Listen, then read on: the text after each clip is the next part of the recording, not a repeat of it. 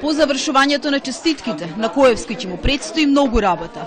Исходот од гласањето може да се усложни, откако вчера Државниот просветен инспекторат побара да се поништи постапката за избор на нов декан на правниот факултет. Тоа не можам да го прејудицирам, меѓутоа се е можно, нели? Во образложението на решението на инспекторатот се констатира дека не се исполнети правните претпоставки за почнување постапка за избор на декан.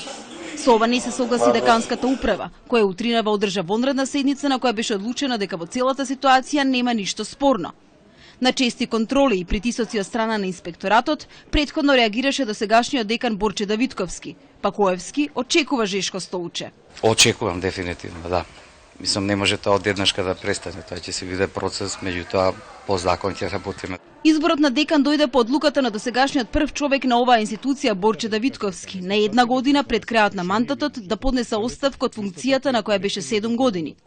Како причина, тој ги наведе притисоците од власта и барањето од инспекцијата да избрка од работа тројца професори.